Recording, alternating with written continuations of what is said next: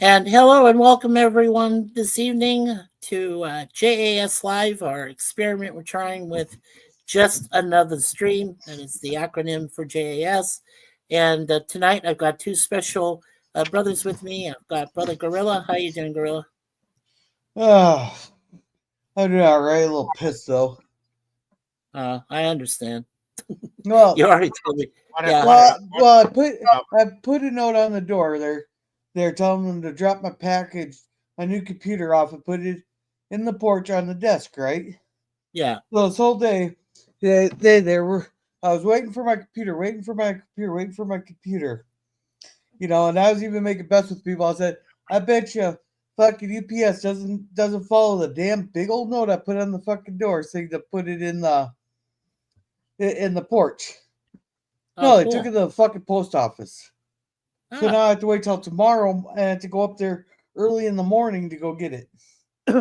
Wow. That's messed up. That's and how you doing? Yeah, and how you doing, PvP? I'm doing okay. Actually, today went by fairly quickly again. This last 3 days this week have gone by really quite quickly, which is a relief because after Monday night, I just want to get the week over with because I'm still PO'd from what happened Monday night. Believe me. Yeah. Well, I haven't had time to actually even read much about it yet, right? So there's a whole bunch of videos I got to catch up on, but sure. Yeah, it looks pretty messed up. I noticed one video on YouTube when I was on my lunch break today, and I haven't watched it yet, so I don't know if it's true. I mean, you never know I don't know what to believe anymore, to be honest.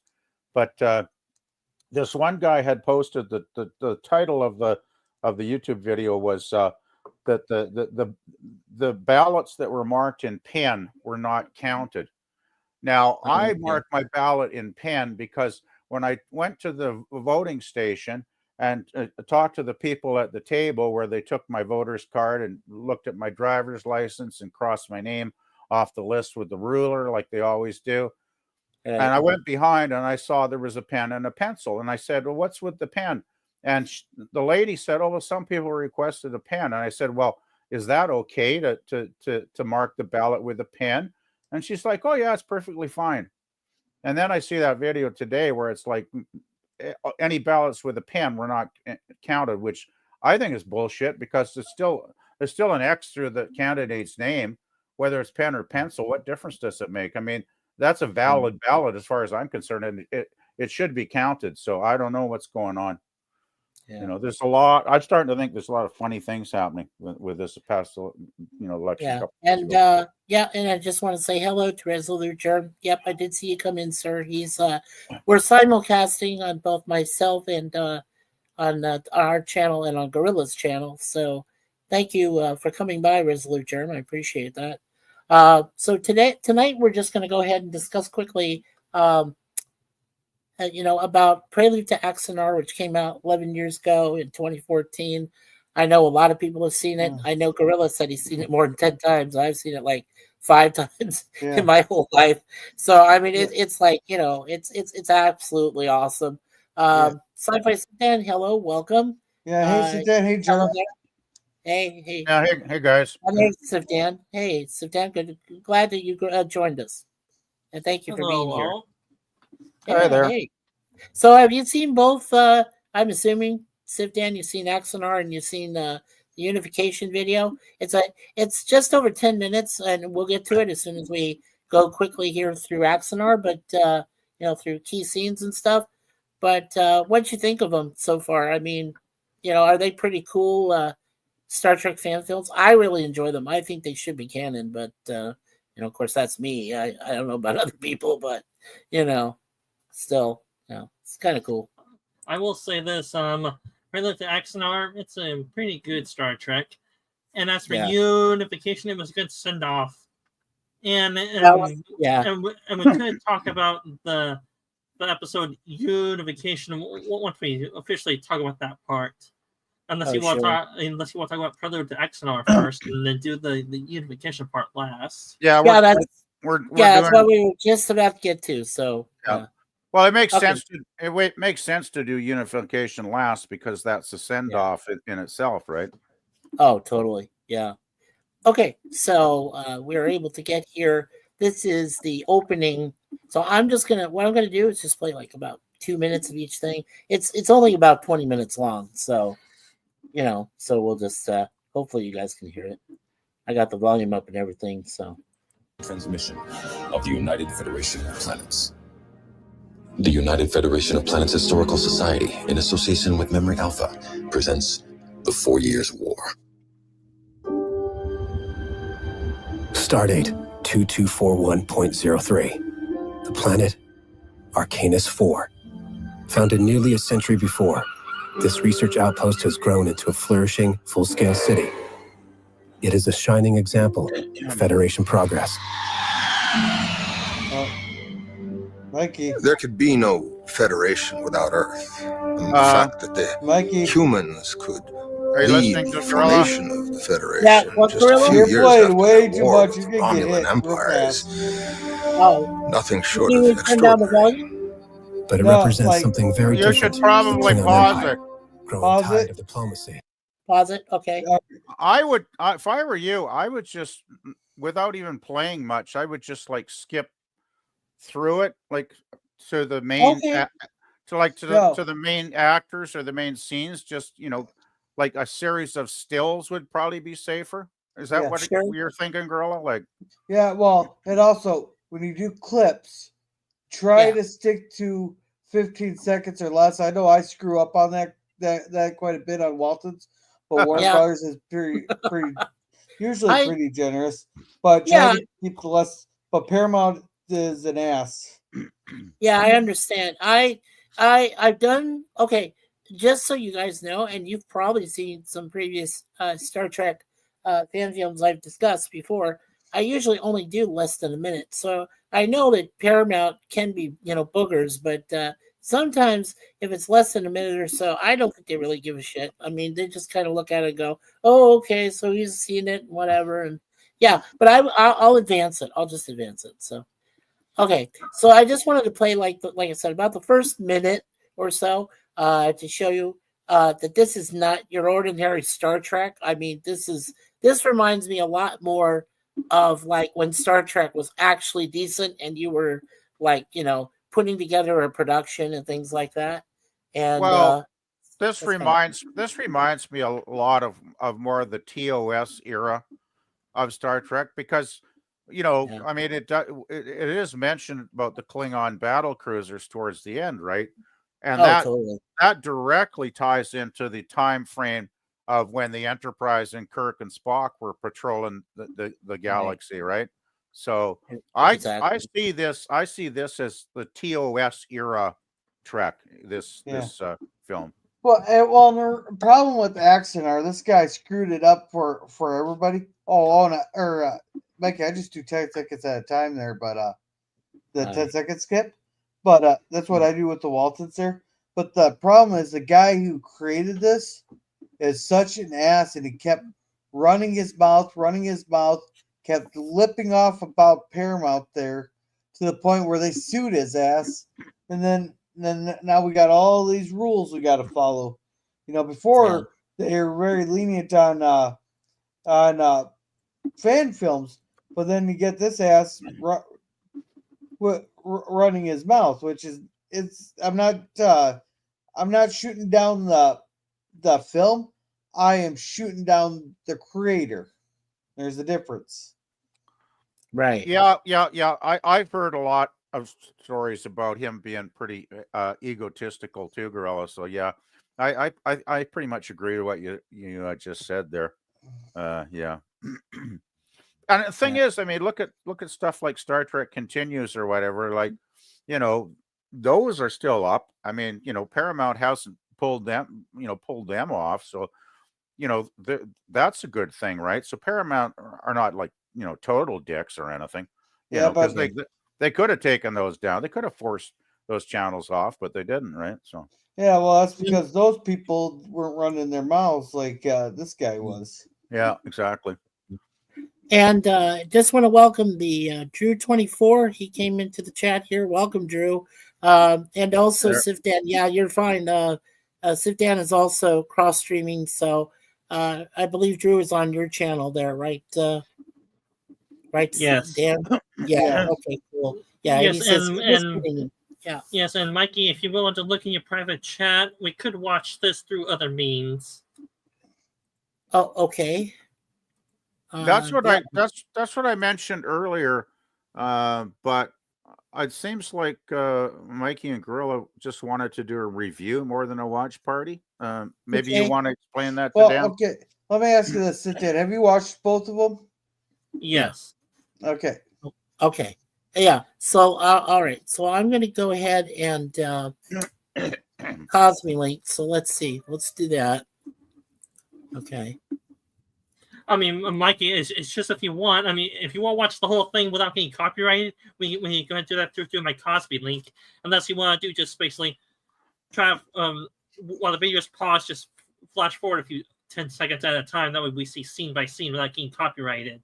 Well, the thing is, I from what Mikey said previously, I thought it would be a watch party of both of those films, and because that way we can Cosme it, and we don't have to play the soundtrack on here, so that would be safe, and that we could still talk and make our comments while we're watching. Right, was what I thought we'd do. It'd be like a watch party commentary simultaneous kind of situation. Well, right? as like I said, I just got Dan's. I have the Cosme, and here I'm going to paste it. I'm going to put this into the chat. Yeah, So, put it in the public. Yeah. Yeah. So here is the Cosme link. If everyone wants to go to Sifdan's simulcast room, there he has the Cosme link set up for Prelude to Axanar. And if you like, we can go ahead and watch through it. Without any any blockage or anything for Paramount. I would. Well, it's only 15 or 20 minutes, so I wouldn't It's mind about watching 21 minutes long, and Unification's less than that. It's like 10 minutes. So, well, like I said, between both of them, we're looking at around 30 minutes, right? So, yeah, very cool. All right, thank you, sir. So, are we going to head over to Cosby then, guys? Yeah, we'll head on over to Cosby. We'll take a look and we'll talk about it while it goes on. So, okay, I'm just clicking on the link right now. Awesome. Okay. And I am there. Let me sign in. Yeah, I'm going to log into my. I am there with my Google. So, is everyone all set? Yeah, we're all set. Let's go, sir. I'm good to go. Yeah, I'm good to go. Start from the beginning. All go right. for it. Germ's in there. Sales in there. And it's kind of loud. I gotta turn it down. I can't hear anything. Shit. I can hear it. I can't. Oh, I got it. All you have to do is remember on your blue volume, just raise it all the way up, and then Dan just has to reduce his. Yeah, I got it. I got it. I got it fixed now. It's good. Okay, awesome. Go ahead, Dan. I had to turn down the YouTube volume. Is it still kind of loud, or is it okay? I can hear it. I can hear it just fine. Can you turn it up?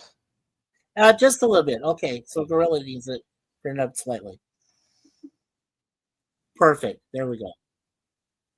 Awesome. Yeah. We'll just watch it and then we'll talk about it real quick. You guys.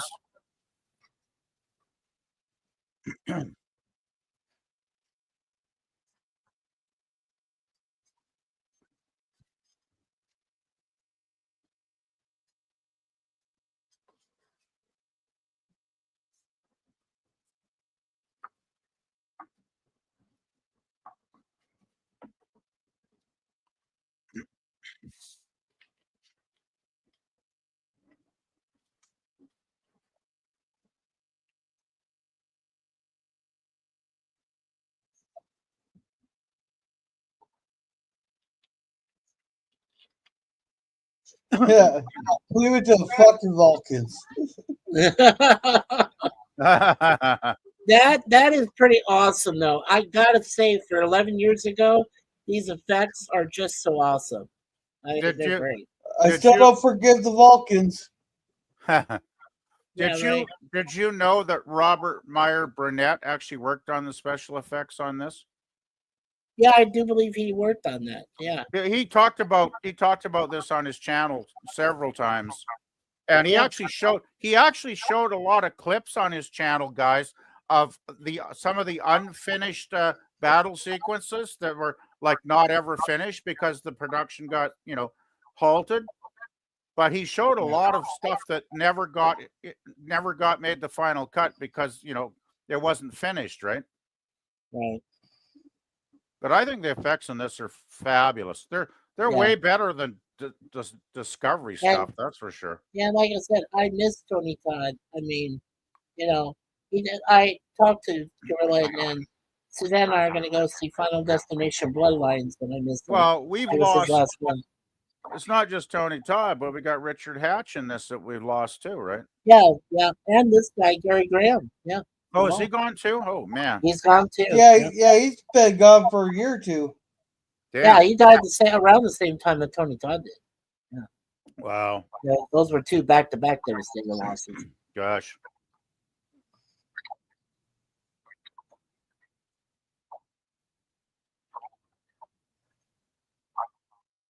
That's Pilvar Garth. He's played by Alec Peters, and he's been in Axanar and other stuff.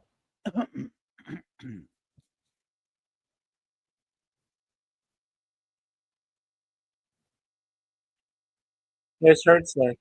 Oh, I love this He's line. still alive. Oh, I love that line. The only thing they're doing is impressive is dying well.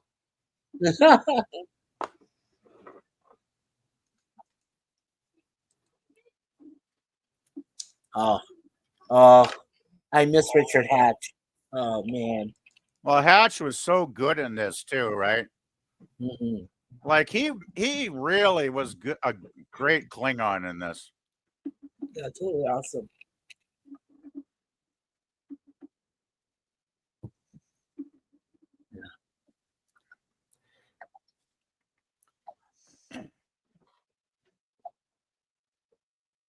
Hey, Gorilla, is this the first time they ever showed the Hall of the Immortals here in Kronos? On Kronos? No, I don't think so. Okay.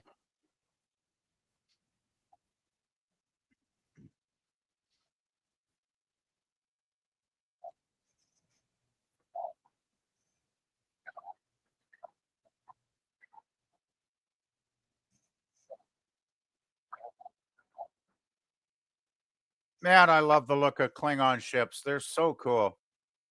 Yeah, these are the D6 ones. Yeah, these are before the D7s, right? Yeah. Yes. I still think the D7s are my favorite Klingon ship, though. Oh, totally. Yeah.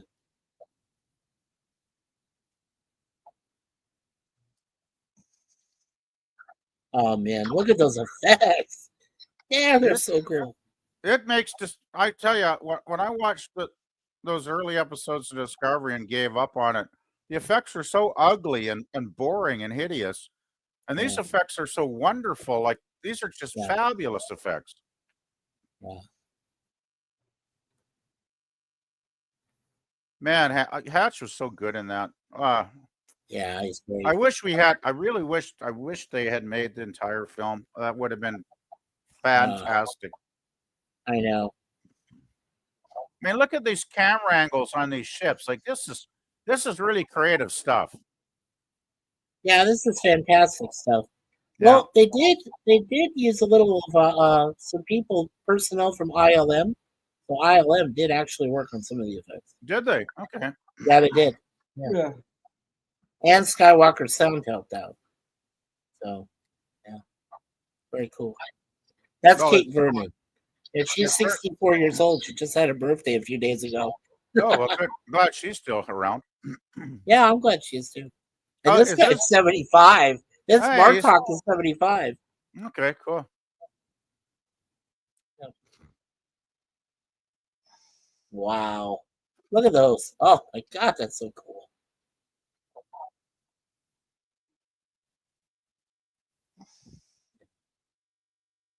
And she's one of the first female captain of the Ajax.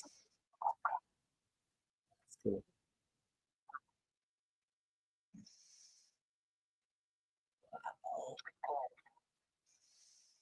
Okay, so this is like TOS time frame, right? Because this is right around the time the Klingons get the D7s going. Right. And that's the era. That's the era of Kirk, right? So yeah, well, yes. Wasn't there the final episode of TOS that with Janice Lester, the crazy lady? She said that she was crazy because she couldn't be a captain because there were no female captains. Right. So this kind of messes with that timeline, doesn't it? A little bit, like somehow. No. You said it right in your description there. She was fucking crazy. She had it in her mind because that they don't have female captains, but really, what happened is she's a fucking nutcase. That's why she's not captain. Yeah. Okay, that actually makes sense then. Yes. Yeah, that actually makes good sense. Thanks, Gorilla. Yeah. Oh man, look at that! Oh man, that's the D6 class. Oh my god, they look so awesome. Well, you know. Oh, look at Nausicaa. The Nausicans, Rigel 7. Oh, I love the speech. Yeah.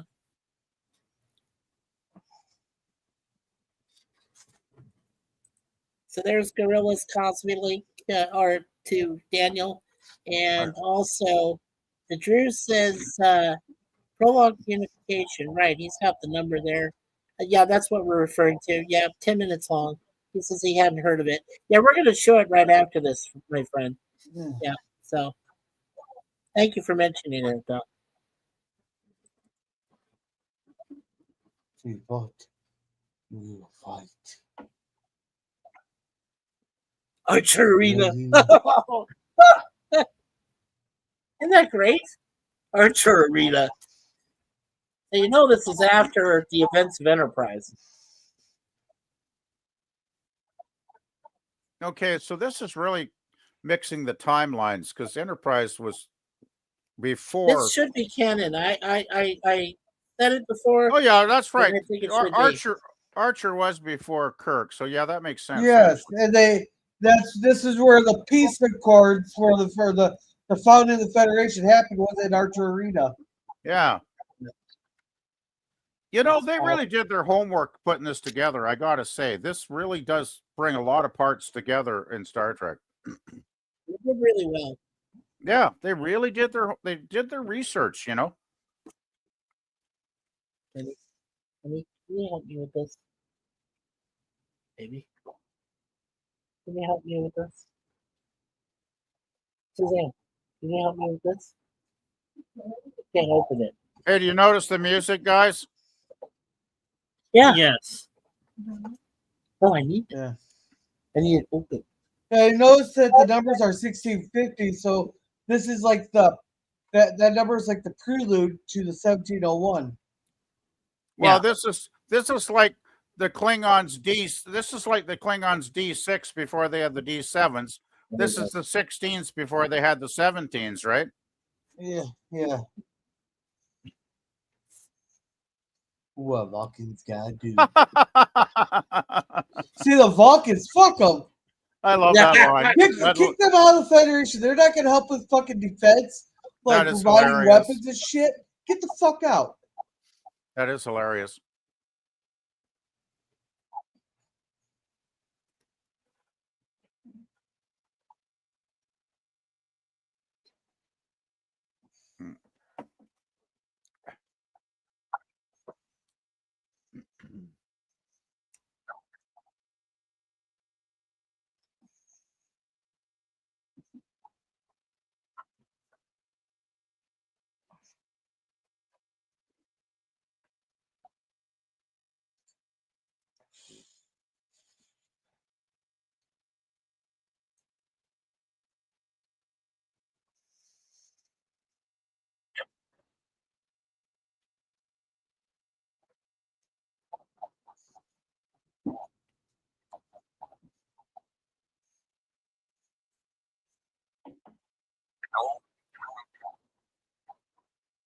Exactly.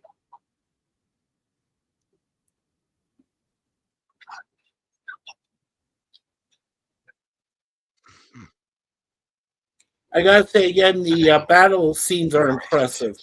Just so good. Yeah, the battle scenes are just—they're really they're first rate. They really are. I wonder how much these things cost to make. You know, it's kind of funny. They swear in this reviews, or these fan films, that nobody seems to care. But everybody was talking up a storm when they were swearing in Discovery. Hey guys, did you know that that Captain Kelvin Garth, that is Garth of Azar in that future episode from the original series where he went to the insane asylum? The episode is called "Whom Gods Destroy" in season 3, right? Yeah, Whom Gods Destroy. Yeah. Well, they raised. Hey, Jim. Didn't they raise a couple $1,000,000 to produce this? Like, oh shoot, yeah. Hey Jim, how's it going? Yeah, hey Jim. Yeah. The Cosby link should be right above you.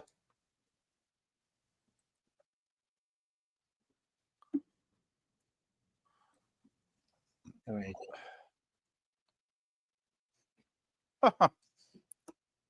And there's also something new that StreamYard's doing. I made sure I shared that.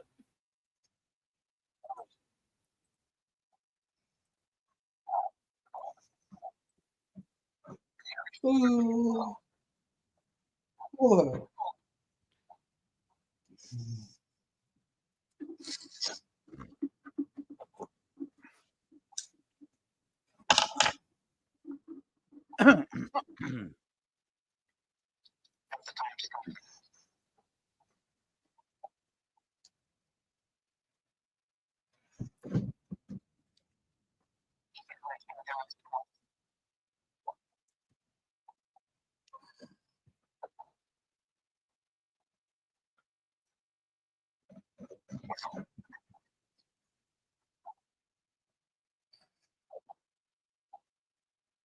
oh, and nice.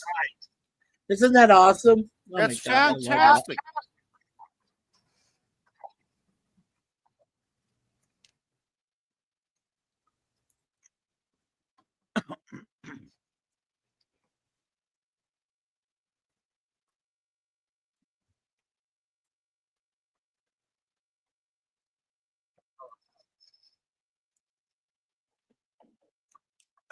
There's the Enterprise. Yep.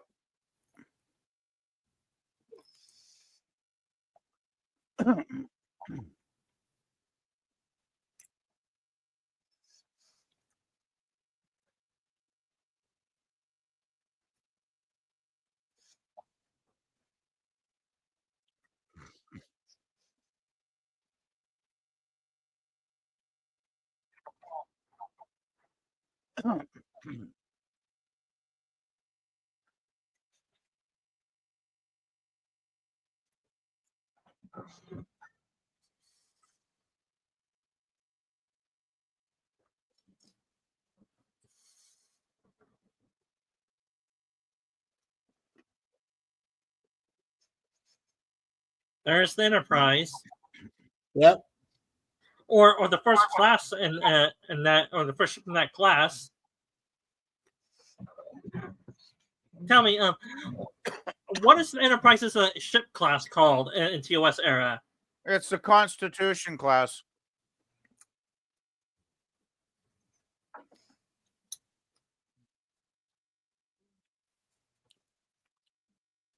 It's the Constitution class, sit down, and I believe there were 12 ships of that Constitution class, like the Enterprise.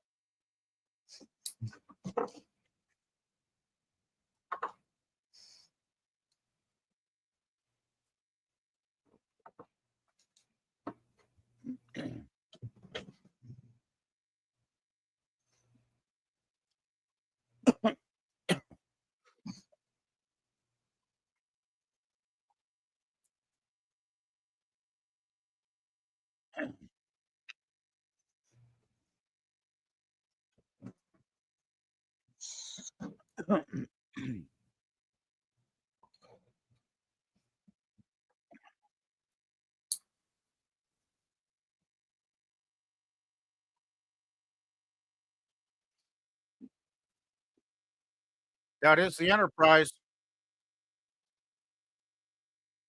Can you guys hear me? Is my mic not working? Yeah, we hear you. Okay. Yeah, we hear you. We're fine. Okay.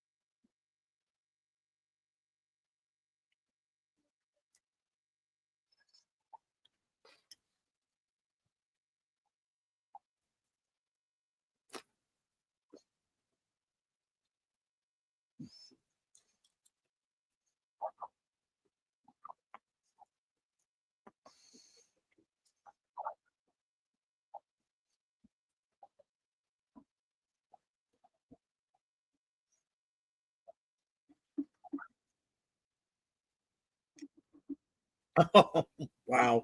Man, that's so good. Christian Gossett. Very cool. You know, I have I have an observation that came to mind watching because the Enterprise was just being built in those final scenes near the end of the video. Now we all know that Captain Pike was the first commander of the Enterprise, right? No, he wasn't. No, April. April was. April was the first commander of the Enterprise. There was 5 captains of the original Enterprise. Yeah. Okay. Well, I didn't hear about April. He was mentioned, I think, in the animated series. Yeah, he was. He was like that older guy in one of the episodes? Yes. Yes. Was it Robert April, I think was the name, right? Robert April, yes. Okay, so how many years did he serve as the captain? Well, after Archer, right? Because Archer was the original Enterprise NX-01. So when he went into retirement and became an admiral, that's when April took over. So then April was after him. But then you had Pike. Then you had Kirk. Well, and then you had Picard. Wasn't Archer's Enterprise a earlier version? though? It wasn't. It was. It wasn't the 17 Constitution class yet. No. His was an NX-01. It was an experimental. That's why the NX was called it. That's why I'm trying to figure out the captain line of the actual 1701 Enterprise that Kirk served on. Okay. Because I'm trying to place the timeline here. Because I'm thinking, okay, who was the first of the 1701 Enterprise that we know and love from TOS? Well, anybody? I'm getting in here, pulled up right for you. Okay. But I know in the pilot we had Pike, right? Yeah. In the pilot we had Pike, right? And I don't know who would have been on 1701 before Pike. That's why I was asking you guys. Yeah, it was Captain Robert April, then it was Captain Pike, the Captain James C. Kirk, the Captain Zarlo, the Captain Eustace Hesham. Then it went to Decker. Then it all went back to Kirk. Okay, so Kirk was third, but Spock mentioned how many years he served under Pike, right? And that was 15 years or something like that? Yeah. Robert April, sir, was from 2243 to 2251. Then Pike was 2251 to 2264. Then Kirk was 2264 to 2270. Okay, my question, girl, is how many years after the Enterprise was finished and completed in dry dock there, how many years after that ship entered the war did Kirk come to command it? So this is the 4 years war. So at that war went from probably 2 years after that, the war probably ended. Probably about 2 years in. So think about 20 years. Okay, so I was just looking back to the episode Obsession where Kirk was a young lieutenant or something under Captain Garovic, right, in that episode. And I was kind of thinking, I wonder if Kirk was like an ensign or whatever, serving under Garovic on the other ship that was, everybody was killed. But then maybe if you're saying 20 years, that would have made Kirk like 15 or something, right? So it doesn't quite add up, I suppose. But well, he was still a young ensign, so it kind of makes sense. I guess he could have been. He was one of the youngest to ever, pass from the academy. So yeah, so yeah, it would make a lot of sense. Tell me, is there an age limit on how old you have to be a cadet for, or the bare minimum? Oh, you need to be a cadet in the Starfleet Academy? Yeah, what do you think, Gorilla? Do you think 16, maybe 17? That's the minimum age. Maximum age, I guarantee you, no 120-year-olds get off his ass and get into the academy. Well, my point is, the reason I'm asking is if you're doing this math, then you're trying to calculate how old Kirk was, then either Starfleet's recruitment lots were a lot more loose to let kids join at 14 or 15, or this fan film messes up with the timeline a little bit and makes it a little more loosely to the timeline. Hey, you learned this pretty fast in life, Dad. If you're sleeping with the higher ranks, there you'll move up the ranks a lot faster. Okay. Well, the thing is, I was trying to put the puzzle together, and I was thinking, well, Kirk was a young ensign or whatever on the Farragut, right? The USS Farragut, where that creature attacked and killed his captain and what did it, like 200 people or something? I forget. Thanks, Jim, for that. So I'm trying to put it together, and I'm thinking, the timeline is, give or take 5 years, that might actually work, because I could see him on the Farragut, like, maybe his late teens, around 20 years old, something. So, because we know when he was commanding the Enterprise on TOS, he was like around 35 or something, right? Like mid 30s. Yeah. So I was just trying to put it together, because it kind of does make sense. I mean, you might have to stretch, the years a little tiny bit, but it does kind of fit together not too badly. Well, the way that I see it, okay, this is the way I saw it. I'm looking at Prelude to Axanar, and then when they did actual Axanar battle in another stream, I filled it in the timeline. I said this is after Archer's time with the Enterprise. So basically, the events of Star Trek Enterprise series. Then you've got this, which you can throw in Axanar and the 4 Years War in between Enterprise and TOS, and then you can go right to TOS, to the cage. So yeah. I want to say welcome to FKHC 2005. He says hail. Oh, hail. And he is 69 who is captain. Oh, wait, that's Sulu. Hey there. But Jim here says Constitution class. Yeah. But Jim here said Constitution class was a heavy cruiser. Yep. And he did say that. And then, go ahead, girl. He gives the on-screen ranks or numbers of the captains versus I think the information I got was some of the beta canon. Yes. Yeah, so basically everything he had listed there. Okay, so guys, Mikey, I would say this. Well, I know why the Federation won the 4 Years War. It had Klingons in it disguised as humans. Oh, maybe. Yeah, I mean they looked weird, didn't they, back then? That's that. Okay, if I got to pick a bone with Axanar, that's the big one. Yeah, sure. Because this is set around, before we have the 17, Constitution class, right? Yeah, before the when it starts. Okay, yes. well, you look. Remember in TOS, the Klingons didn't have ridges on their forehead. Yeah. So that's the one thing. It's like they took a next generation Klingon forehead look for Richard Hatch, when that shouldn't have happened until years later, right? Well, if you look at that episode of the season 4 of Enterprise, though, that's kind of explained. Not all Klingons were affected by that. That was a small population that we just happened to be seeing the same Klingons over and over again. Oh, yeah, Gorilla, was it like a genetic disorder that it affected some Klingons but not all of them?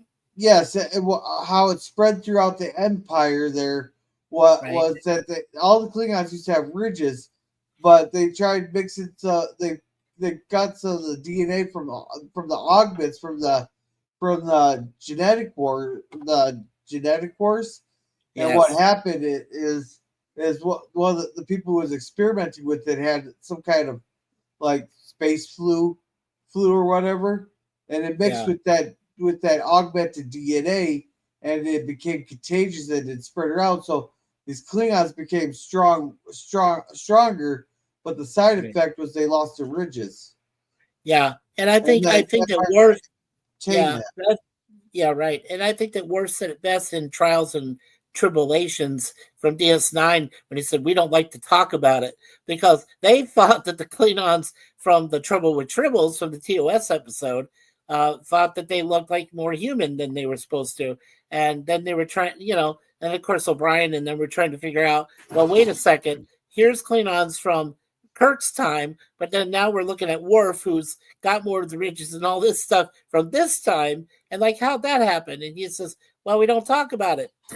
It's a mystery. Yeah, but it's like, that's a brilliant way to just gotta brush it off, But but the way it's explained in Enterprise is like, okay. Well, that's what Tim said. He said they should never have done that. Enterprise. Yes, I agree. They should have never done that, explaining the ridges. That was a big mistake. That should have just remained a mystery. But it is what it is. All right, so Mikey, sorry for the story, but you probably weren't gonna say, all right, we're gonna do Unification. You want to talk about this, or you want to watch it? Because no, let's go ahead and watch it, because it's only about 10 minutes long. So let's just kind of let it play, and then when it's done, then we'll talk about it. So I'm guessing we've kind of talked everything about Axanar. Then we're because we've seen it so many times, PvP. Yeah, so I just want to say, if we're going to wrap up Axanar, and then we don't have to discuss it later, sure. Because I think we pretty well covered everything, all the major things we were thinking about, right? We know even Tim says some questions are best left unanswered. I agree. Yeah, I agree. Exactly. Absolutely. So, basically, we all agree that the special effects are fabulous. We all agree, Tony Todd and Richard Hatch are awesome. And Gary Graham, and Hertzler, and Vernon, and Peters. All great actors. Everybody in it is really solid.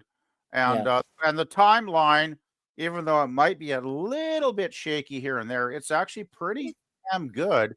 I think they really did a pretty good job of their homework on this, right? I still think it's solid. There might be a few tweaks, but I think both Gorilla, you, me, Sci-Fi Sif Dan, I think we all agree that it's a great product, and it should be canon. It should be there. Well, it should be a part of the continuing universe. Yeah, it's canon to me. Oh, it is to me. I gave it an A++. I love that. I love it. I don't need no studio clown to tell me what's canon and what's not canon. Let's put it this way. I was watching Star Trek TOS before these guys were alive. Okay, even before I was in my mom's womb. All due respect, I think I know a little bit more about the show than a lot of these executive clowns do. Okay, so, you do. You do to an extent. Yes, you do, PvP. Okay, so we all agree that it's an A+ material. All right, Sif Dan, you want to go ahead and play Unification, and just play it out, and then we'll talk about it too. So go ahead. Sounds good. All right. Yeah. All right. We're gonna start the Unification video in 3, 2, 1. Okay.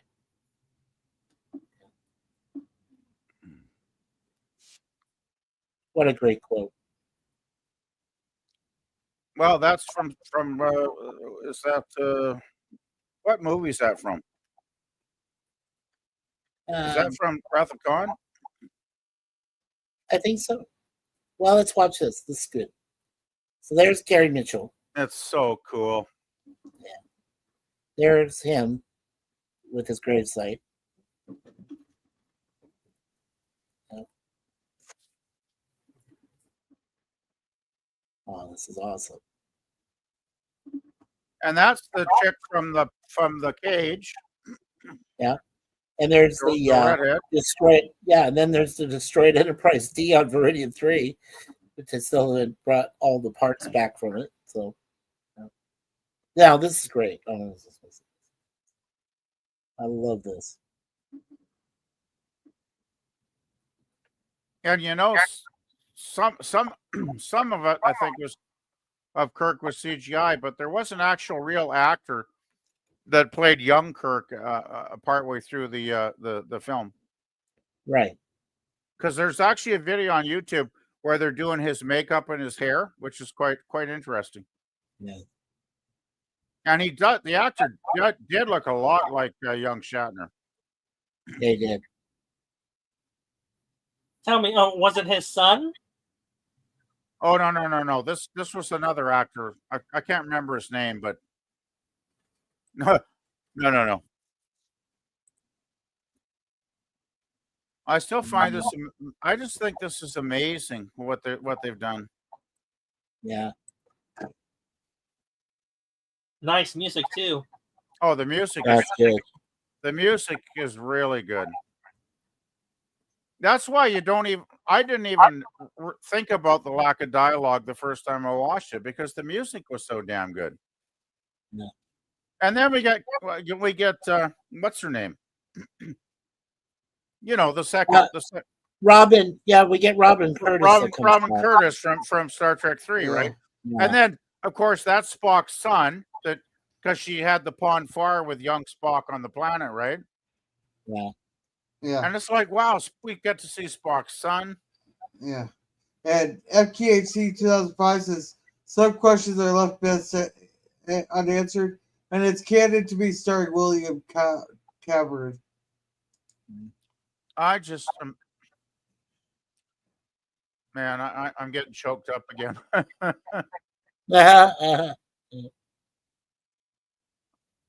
And I know Star Trek species right there. Or have you guys seen that species before in Star Trek? No, that's the one thing that puzzles me. I'm not familiar with this species at all. I'd have to get the name of the species, but I think they might have been seen before.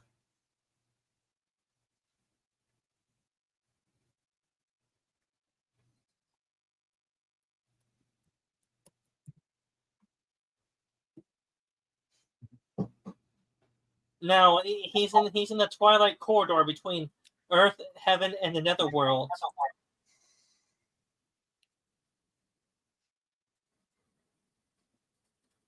That's how I interpret it anyway. I've heard some people say like this is Kirk in the afterlife after he was killed in, what was it, Generations? Yes. I've heard that theory. I don't know how valid it is, but yeah, this is the actor. That's not Shatner. That's another actor, but man, did they make him look good. Yeah. I put in a copy of the IMDb information, which shows his name is Sam Witwer. That's the guy. Yeah. So there, I put it in my right here. This is where you can go for all the information about it. And Carlos Baena, Baena, B-A-E-N-A, was the one who directed it. So is it not incredible how much that actor looked like a young Shatner though? Like, well, he was in that horror series. Well, I'll tell you after this, but he was in a horror series. Yeah, let's just be quiet and watch the rest, because this is sure. Good. It's getting me starting William Cameron and everything. Yeah.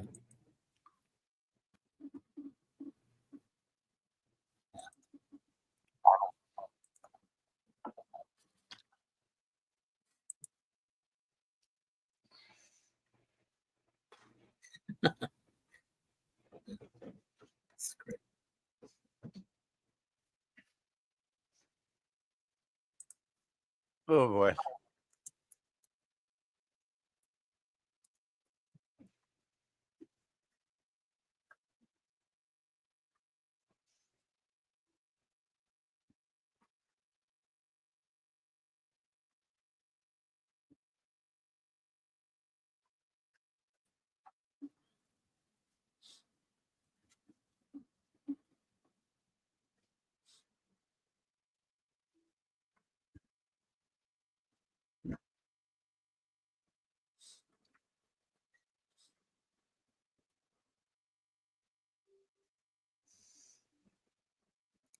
There he is.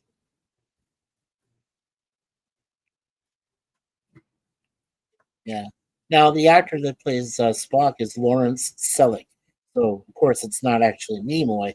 But just like you said with Sam, Lawrence came as close to looking like an older Spock. I thought Spock was CGI'd in this. No, it's a real guy. It's Lawrence Selleck. He's Tom Selleck's son. And they did him up in the makeup. So,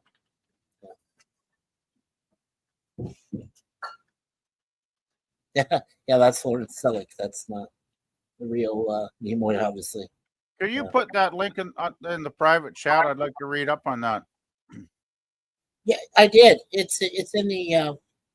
It's from the information there, GDP. Okay, because I didn't realize. I thought they just like CGI'd Nimoy. No, it's an actual actor. So that's unreal.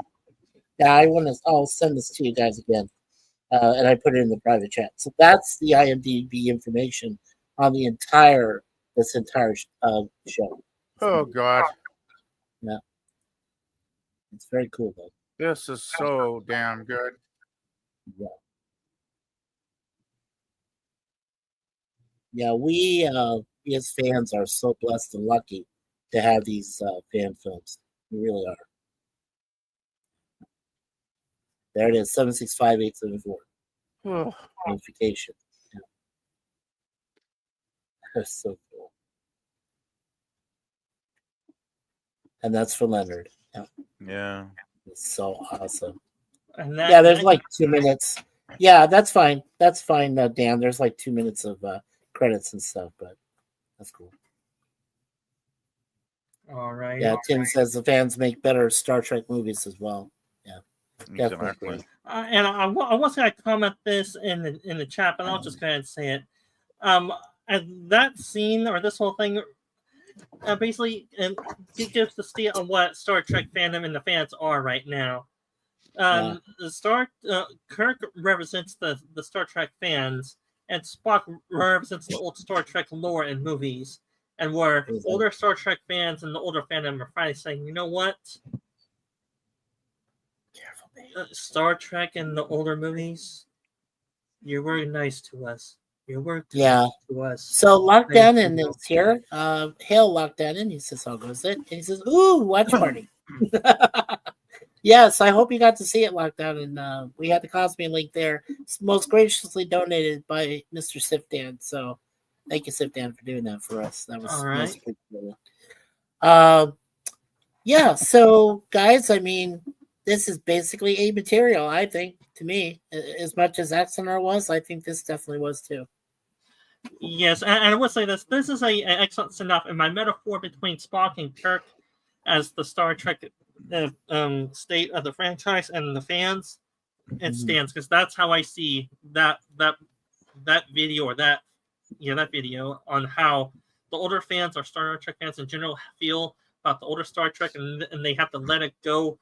And now the newer Trek is not Star Trek at all. Right. Some of these that you and I have talked about before, Dan, both Star Trek and Star Wars fan films, most of the time they are using their own funds, and sometimes they can't always get Patreon people to help. As far as like fundage. Most of the time they're doing it by themselves. But what I really enjoy about fan films is the fact that you got the love, the support, and then if they do get some financial help, that's great. That's even better. But they have the compassion for this. I mean, they love their franchises, respectively. And I really wish, there's so many good writers that take it upon themselves to create this, for the fan film. And I really wish that Paramount, in the way of Star Trek, and I wish that Lucasfilm, or Disney, if you want to call them still Disney, in their regard, I wish they would acknowledge these writers and say, look, put this out for us. Do this. You guys seem to have more, you're more attuned to knowing what you're supposed to, show. Make it your Star Trek, or make it your Star Wars. I think what the problem is, Mikey, the powers that be at Paramount, they don't care about the legacy of Star Trek. I know. They don't care about what the fans love. They don't care about, remember that Star Trek Day like a year ago where Paramount... And a hello, Ancient One. Yeah, just want to say hello to him. Remember they had the Paramount channel or whatever where they had Star Trek Day? There was no Kirk in it. Like, Kirk wasn't even on the thumbnail. I think the only TOS person that was featured was Uhura, because she was, a woman of color, right? Yeah. All the rest of it was like Discovery and, Picard, and that was the Drek they were featuring, in the front of the thumbnail. I was like, I think it's pretty common thought among many of us original fans that, modern day Paramount just wants to erase the legacy of real Star Trek.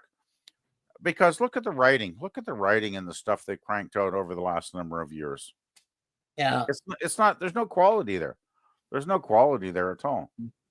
Yeah, so Sifdan and I really talked about it. No, but if I may finish my thought. Yeah, I'm sorry. Go ahead. The reason they don't acknowledge the great writers putting out some of the fan film stuff and how good the quality of these stories that we just watched, these videos, is because they actively don't want the legacy of good Star Trek. They are dismantling it. Look at what they've done to Doctor Who, for instance, right? Yeah. And look what they've done to Star Wars. Like, Sithdan knows what they've done to Star Wars. Yes. Yeah. Well, both Sifdan and I, we discussed in a previous stream, we talked about 4 different types of fans. We talked about fans that were hardcore. Yeah. And you should watch it, PvP. If Sifdan still has the link to it, it's available. It's out there. You want to post the link on the private, then sure. Yeah, okay. But well, you know what? I'll send it to you, PvP, so you can watch it yourself. Send it on my Facebook. That would be good. Yeah, I will, definitely. But what we talked about was 4 different types of fans. We said there's the hardcore fans that really believe in the product. They really believe in their respective franchises. There are classic fans that in some ways they like to be hardcore, but in other ways they're more relegated to what they know. They read the books, they do things like that, the novels. They think they should be canon, but they're not. There is the casual fans who, I guess, they only just kind of like follow certain movies or certain series and things like that, and they're not really big into that. And then both Sifdan and I figured out for Star Wars fans, there's the Disney ones who, just said, frick it, give it to Abrams, he'll screw everything over. So he did. And then there's the Paramount people who said, oh, hey, Abrams can do an alternate Kelvin timeline shit. And then he messed that up. So those are those kind of fans that like that kind of stuff. And I'm like, oh, that's please. That just hurts my heart. that just kills my soul. You see, that final category of people that like love worship like Discovery and Mikey Spock and all that horror show. Of course. I would never call them fans, because they're not fans. To me, they probably none of them have ever seen TOS. They've never seen Next Generation. They've never seen Deep Space Nine. They probably have not seen Enterprise. I almost forgot Voyager, even though that's my least favorite series. Because I can't stand Janeway, and it's not because I'm sexist. It's just like I don't like the actor. But I don't consider them to be fans because they know nothing about the legacy. They know nothing about the franchise. They know diddly squat, and they just go in thinking, "Oh, this is real. Oh, this is what Star Trek is. Oh, wow, I didn't know." And then they go, "Wow, this is really great." And they're like, "Oh," and you want to slap yourself in the head and think, exactly. These people think this is good. Yeah, okay, PvP. Let's guys, let's go ahead quickly catch up on the chat. So Tim says it was canon to me, starring William Conrad. Okay, that's going back a ways. Here's the IMDb link that I posted in the chat there, and also in private, so you guys can look back at the whole background information story of how the 768-874 unification was created. It was only about a year old. Black Dannon says, "Hail, how goes it?" He also said, "Ooh, watch party." And here's Ancient One. He says, "Hello, mikeys 4, Gorilla, Sci-Fi, Sifdan, PvP, Lockdown, and everyone in the live chat. And hello, Fruitcakes. Hello, Sir Lemon Pie. Welcome." Hey, Scooby. And hey, Ancient One. Hey, and Dan said it's pride and arrogance because the corporations and backriders and hack writers, I'm sorry, that think they can do better plus the money. Absolutely, Dan. I totally agree with you there. Black Dan says, "Thanks, Ancient One." Tim says, "Sadly, we got to wait until Shatner meets up with Nimoy again to see how they deal with Kirk." Well, if you can come up with a fan film yourself for that, Tim, I'm willing to watch it. I'm totally ready for that. And there's like that and doing some arm wrestling or something. Lemon says, "Hi, Mike, Gorilla, PvP, Sifdan." That's the first time you called me Mike, Sir Lemon. I'm Mikey to you, I thought, but okay, that's all right. I'm cool with that. Lemon says, "Hello, Ancient One," and Lacdan, and of course, Ancient One says, "Hello to you too, Lemon Pie." Lockdown says, "Don't leave out Babylon 5. Okay, I won't leave that out. And then Ancient One says, "And yes, Mikey, LOL, in some crazed altered timeline, LOL, we bear witness, LOL, of the development team of the Battletoads NES game where they go more than just feral." Okay, all right. And they go so crazy, they undergo the great transformation where they became a terrifying feral parody version of the Battletoads themselves. Oh my gosh, wow. That does go quite a bit of ways back there, Ancient One. But yeah, thank you. So we're caught up on the chat. All right, and just to clarify a little, you gave my factions video roughly the same description, but I'll just do a little more refinement. For the classical fans of the Star Trek franchise, Mikey, you got mostly right, but sad, I want to go a little more detail. Classical fans, I would describe, they don't delve all the way down into the Star Trek lore. They watch the TV shows, or they watch all the movies before 2005 and all that. Yeah, but they don't read any comic books or any of that. They're mainly just like the media type of Star Trek fans, like from the TV shows. Yeah, that's or the casual. Right, that's the casual fan. If you were classical, that's probably where you said they would read the comics or read books or like, yeah. To get actually, that's the definition of a classical fan is someone that watches all the TV shows or their own TV show, their own era, and they watch all the movies, and they do dive deep into the Star Trek lore, but it's not their main focus or hobby. That's what the hardcore fans are. They dive into the nitty gritty of Star Trek, the universe, the lore, and all that, and whatever TV show or fandom of that faction of the fandom they're in. They dive headfirst into that, down the rabbit hole so damn far that they basically live and breathe Star Trek, their own culture and philosophy. Classical fans, they don't do that. They do dive into it, but not as much as hardcore fans do. Yeah, that makes sense. Like I started watching it in 1969 when TOS went into syndication in September of that year, right? Because we had one TV station back then when I was a kid, and they only showed hit shows. They didn't show Star Trek because Star Trek was not a hit. It was, doing poorly in the ratings, so they never showed it. So I started watching it in, 1969, September of that year. And so I'm obviously an old school fan. I mean, if that's the category, I'm definitely old school. I'm one of the original generation of fans as well, because I started watching it within 3 or 4 years of its beginnings. So I would classify myself as an original and an old school fan.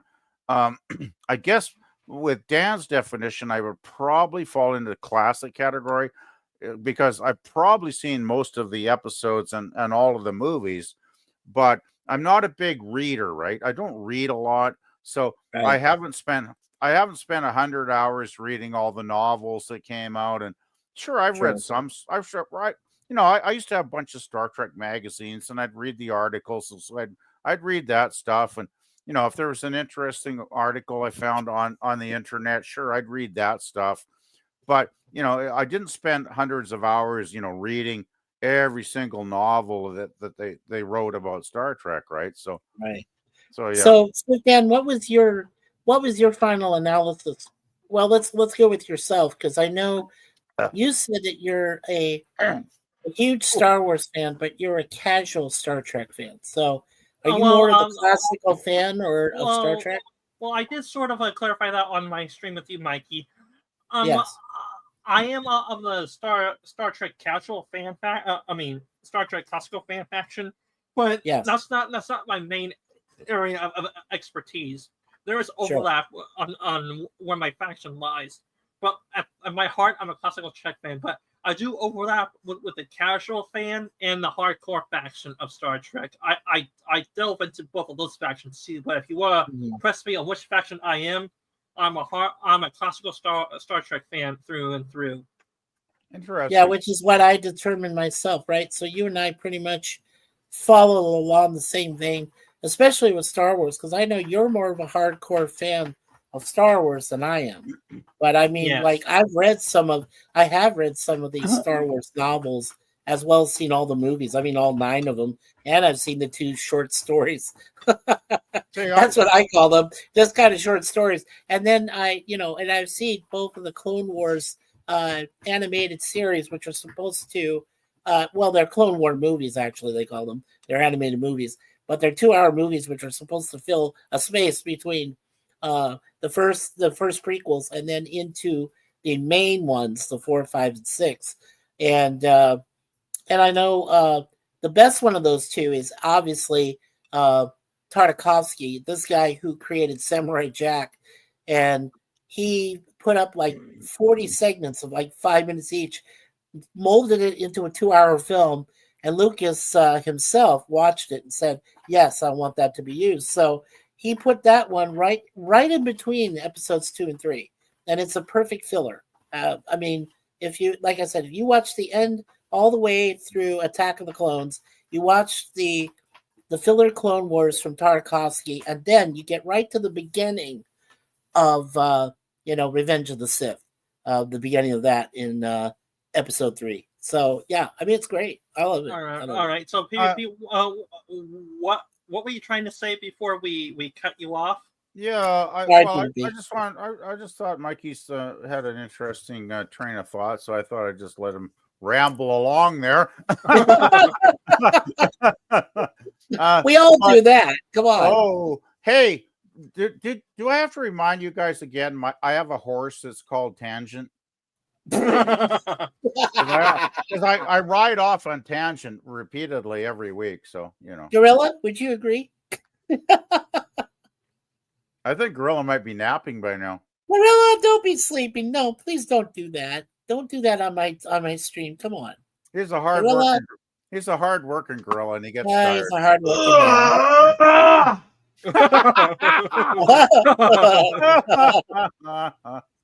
Yeah, I did tell him we were only going to do this for about like an hour and a half, because Suzanne and I, we've got a visitor flying in tomorrow. We're going to go visit her. An hour and a half? You told me an hour. Well, we're drifting to about an hour and a half. I mean, we're already 1 hour 10 into it. Hey, you told me like 2 hours, but we're like an hour and 10, so we're still good. We're still good. We only got like about 20 more minutes there, Gorilla. Yeah, I just wanted to because Dan was going to ask what I was thinking. I found it interesting you described yourself, Dan, as a classic Star Trek fan. But I remember when I asked you if you'd seen much of TOS, you said you hadn't watched a lot of it. So my question is, how much of the TV episodes of the different Star Trek series have you actually viewed over the years? I've seen the first 2 seasons of The Next Generation. I've seen about most of DS9, all of Voyager, and all of Star Trek Enterprise, but I forgot most of it. Okay. Once again, I would really recommend going back to the roots and checking out the 3 seasons of TOS, because I think actually that is a lot of the best Star Trek, because Shatner is great as Kirk, and Nimoy as Spock is. I think Nimoy's Mr. Spock is probably my favorite character of all time of any TV show I've ever seen. Nimoy created such a great character with Spock. He played him so well. And then the writers got into it too, feeding him great dialogue in a lot of the episodes. And the weird thing was too, Dan, like TOS went from 1966 to 1969, right? It was the 60s show. Back in the 60s, it was episodic television. You had a different story every week. It was totally different. There was very little continuity, right? We didn't get long character arcs like we do in a lot of shows now, right? Which I don't mind at all. That can be quite awesome. But TOS, it was back in the era when it was a weekly show, and it, basically you had a whole new scenario every week. But in spite of that, they had a good enough producer in the first 2 seasons with Gene Alcoon, which was he contributed a lot to that show that people don't even realize. And then you had a gamut of fabulous writers, because a lot of the writers in the first 2 seasons were actually published novelists that had written serious science fiction, right? And, book form science fiction, like they knew their stuff, right? So that helped a lot. And the rest of the ensemble cast was excellent. Scotty O'Hara, Sulu, that was all great stuff. And the special effects for 1966 were probably state of the art back then. It was a really solid show, and I really, I mean, it's up to you, of course, but I would urge you to check out. So something came to mind just now, Mikey. And Gorilla and Dan. Would you guys be open to doing maybe a occasional, like maybe once every couple of weeks, watch party of a TOS episode? I'm up for it if you are, Gorilla. Yeah, maybe. Well, I'm not saying. Go ahead, Dan. If you're talking about a watch party type of live stream, then yes. If you're talking about a review type of watch party where you have to watch the episode previously, I could do that, but I'd rather do the watch party option for TOS if you're open to that. I think it might be fun to do watch parties of the original series.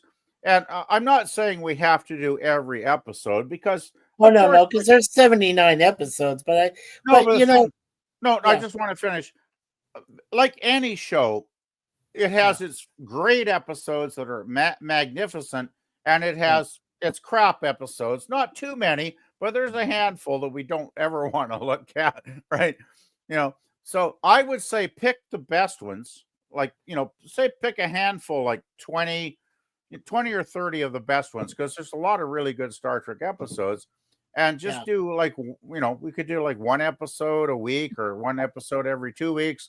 Yeah. And just watch it. And then, at the end, we could give our ratings and whatnot. That'd be a lot of fun, actually. Yeah. But the one I don't want us to get is Spock's brain, because unless Gorilla wants to grab a couple of nice liqueurs and get himself drunk every time brain, what his brain is said, or the word brain itself is said, I don't think that would be preferable. And I'm not really into the hippie one either. Oh God, no! Yeah, we don't want that without a Napier. Come on, that would be bad. We don't want to do that. No. Well, hey, the worst episode of TOS, in my opinion, Mikey. Yeah, The Children Shall Lead. Oh God, no. Okay, yeah.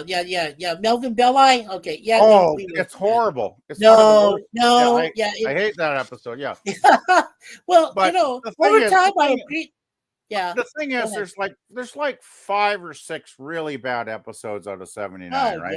yeah. It's not too bad, and I'd Well, say there's probably at least 10, 15, 20 that are fantastic episodes, right? Oh yeah. Well, the one I just talked about on Tuesday. Tomorrow is yesterday with Carpenter. I mean, like, yes. Oh, that's a good going back in time.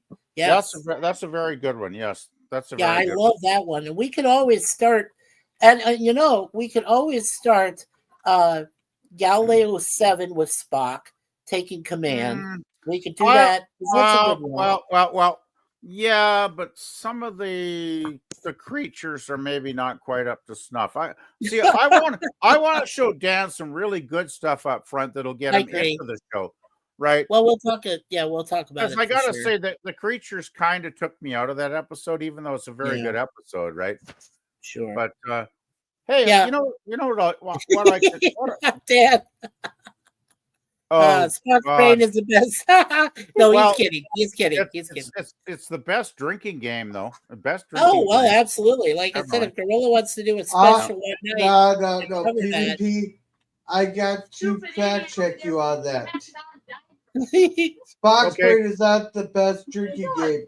It may be the best drinking game for Star Trek, but the best drinking game is always the annual State of the Union.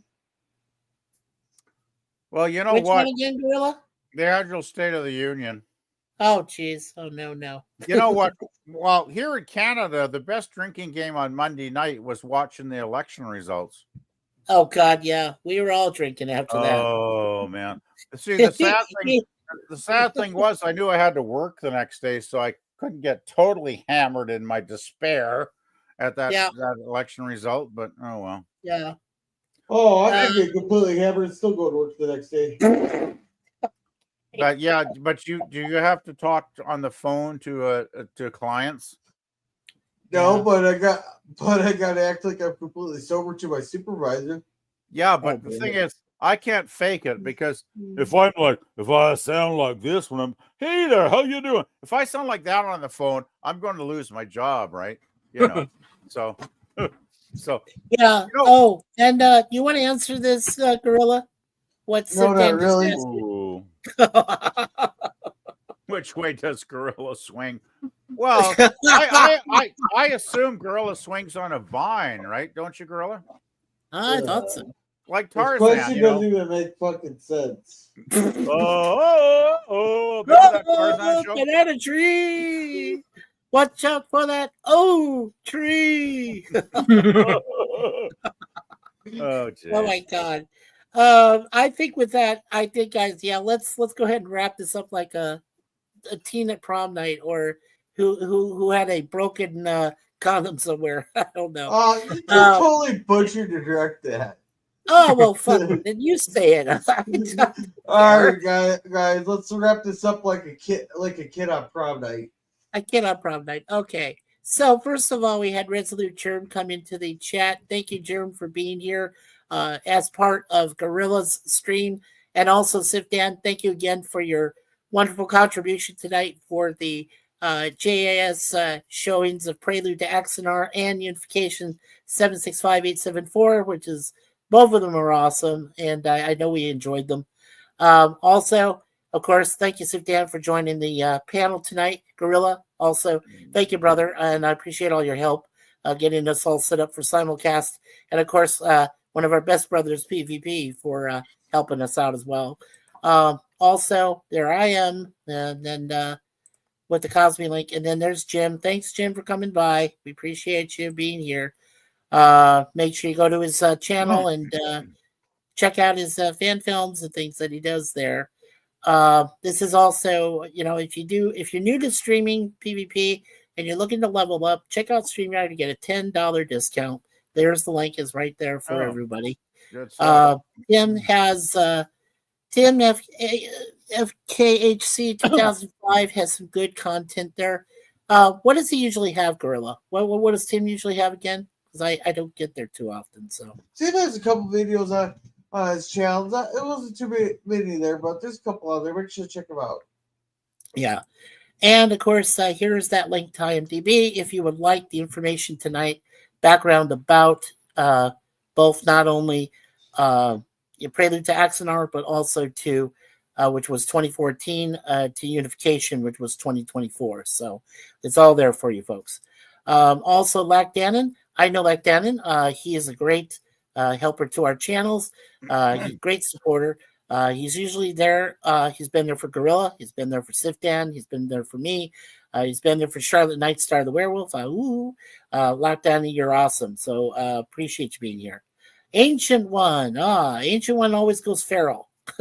But he's a great guy, and he also offers us virtual pizza. Except I didn't see any tonight, so Ancient One, you owe me for next time.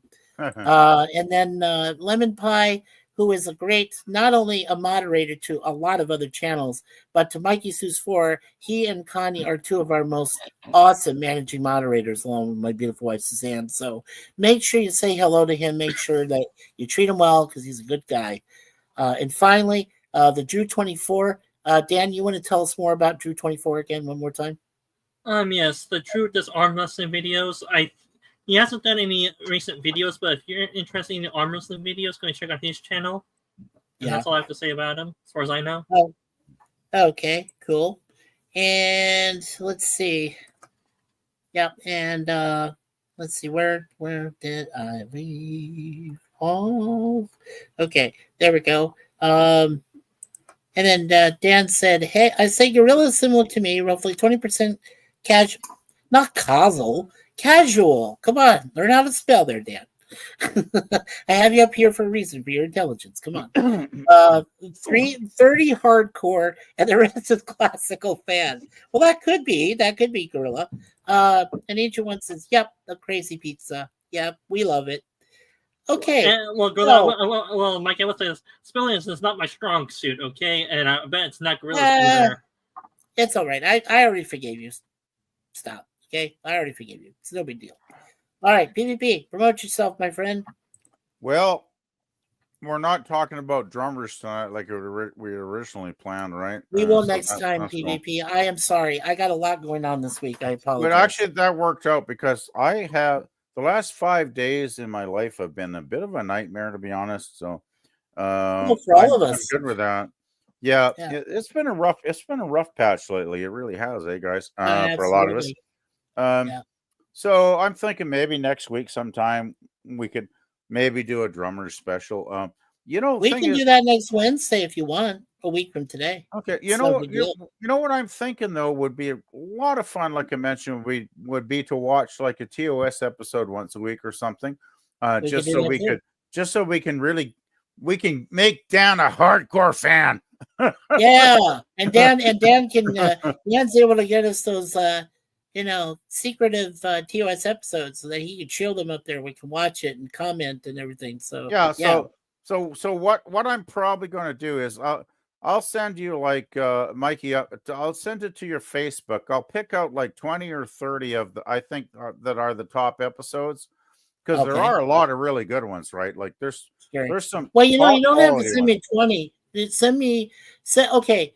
If you want to go with one of your favorite episodes, because I know I have a few from season 1. So if you want to go with one of your favorite ones, you can send that to me. The thing is, though, I don't want, I would not start with City on the Edge of Forever, right?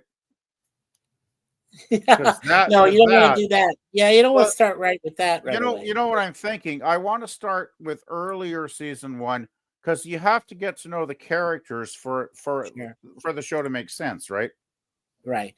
Yeah, I'm not going to show like a season 3 episode where Dan's going to go, who the fuck are these people or whatever, right?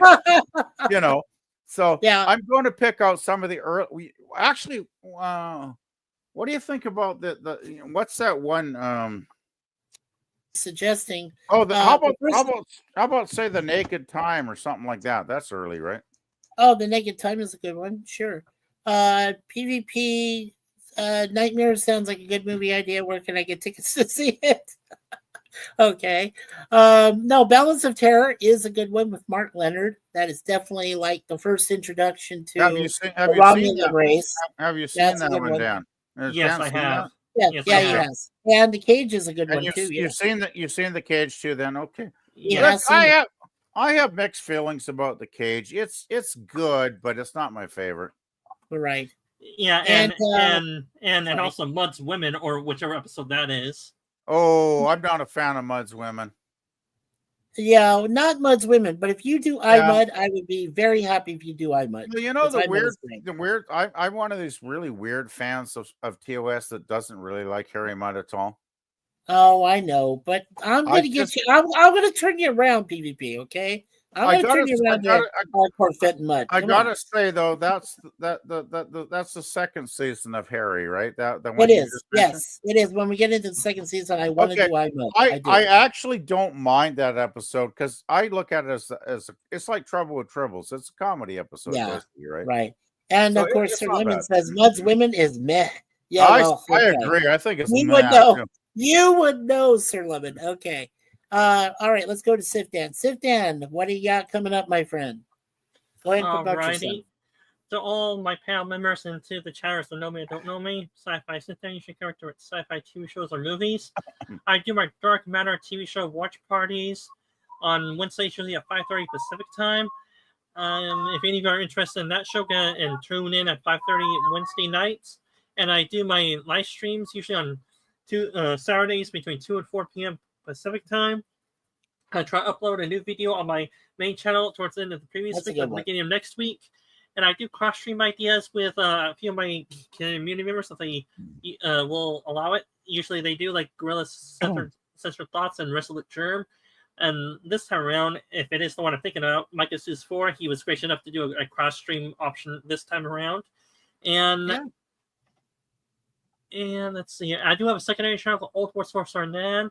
And now when I cover Japanese anime, currently we're doing the Overlord Japanese anime. It's a good anime. If any of you are dark fantasy with adult themes, check that out. We do the watch parties on Fridays, usually at 8 p.m. Pacific time, after Girls Walton streams.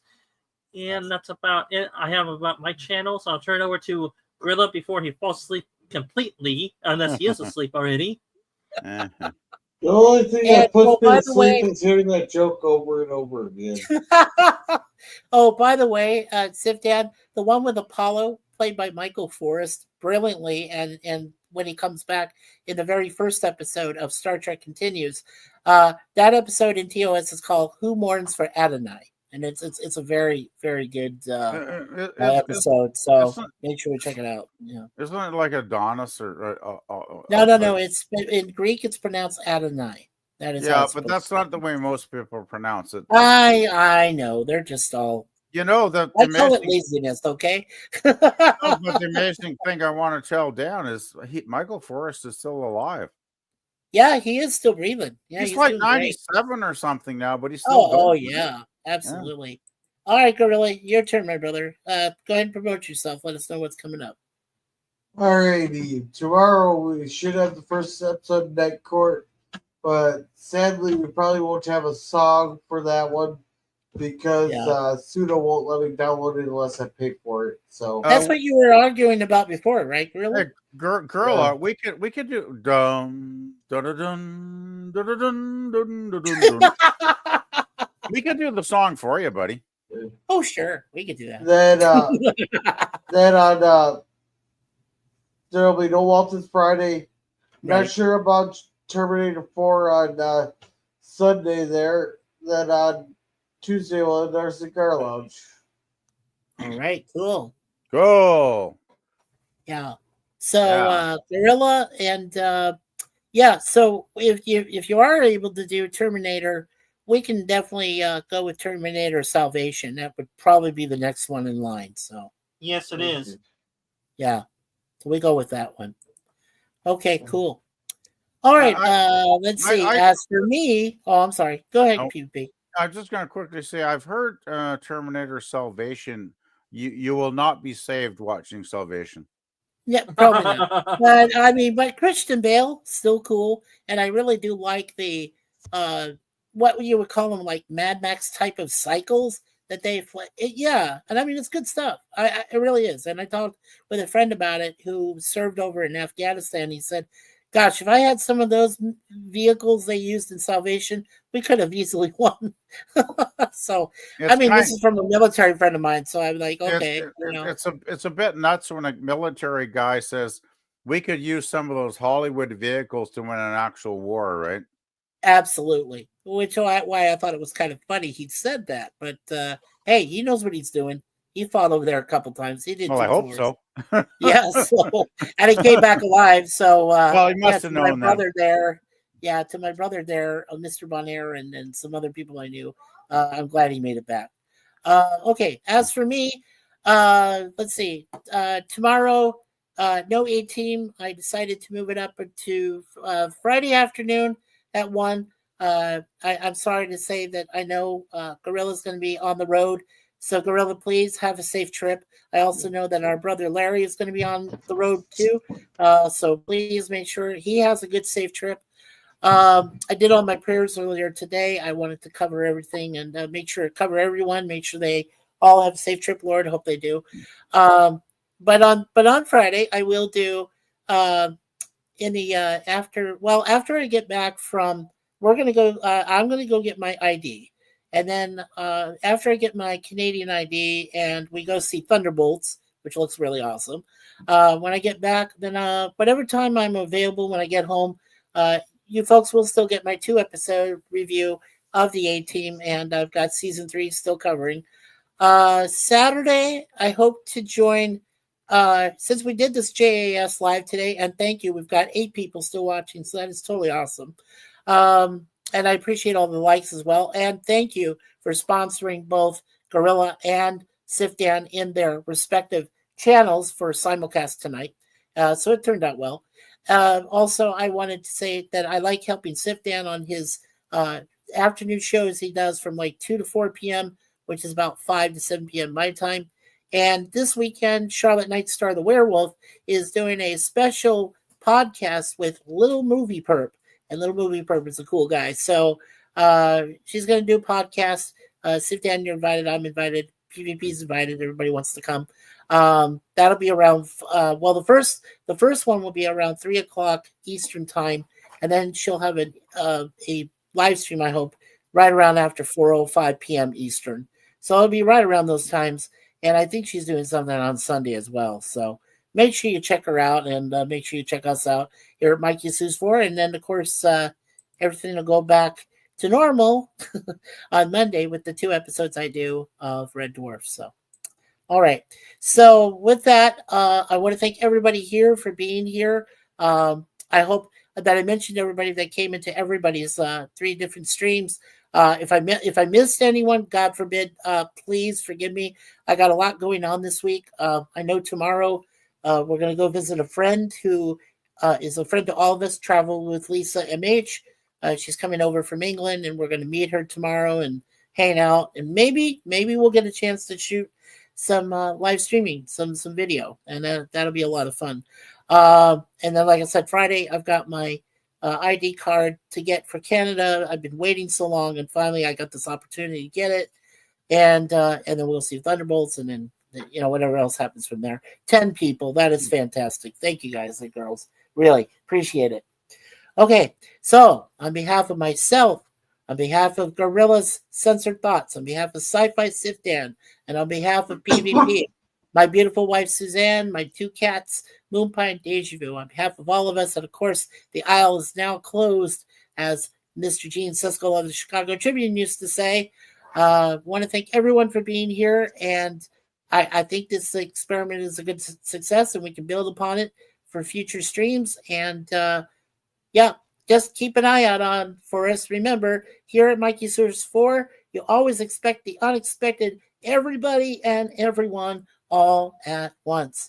So, everybody say goodbye. Goodbye. Good night, everyone. Later.